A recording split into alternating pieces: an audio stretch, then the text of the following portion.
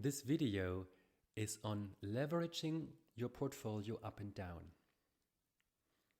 Imagine an investor builds a portfolio with an efficient asset mix and a risk-free money market product.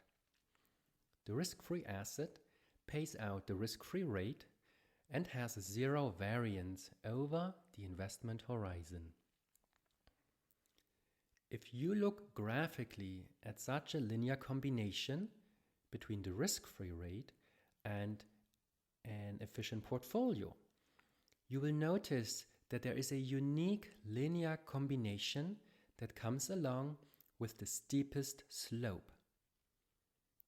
The efficient portfolio with the steepest slope is called tangency portfolio, or in short, TP portfolio.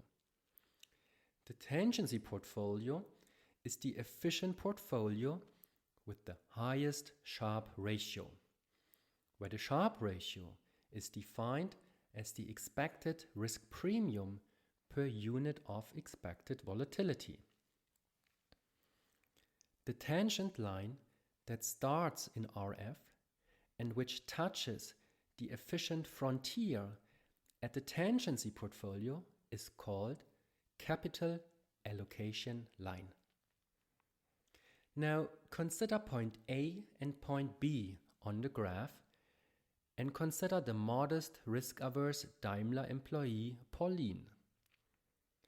Why would Pauline invest in an efficient portfolio with coordinates μA and sigma A when she could get for the same amount of risk an even higher expected return? Exactly, she wouldn't. Pauline would not invest in A, but rather in B. In order to reach the B portfolio, Pauline would lever up the tangency portfolio. Doing so allows Pauline to shift her mean variance indifference curve further to the northwest. Leveraging up implies that Pauline would borrow money at a cost of RF and invest that together with her own money into the TP portfolio. She would borrow as much money as is necessary to reach her optimal amount of volatility, which here in the example is sigma B. So the learning point is that if a mean variance investor can buy a risk-free asset and borrow at a risk-free rate, all optimal portfolios will be on the capital allocation line. The exact location on the capital allocation line depends on the investor's degree of risk aversion. The more risk averse the investor, the less will he allocate to the tangency portfolio and the larger his relative investment into the risk-free asset.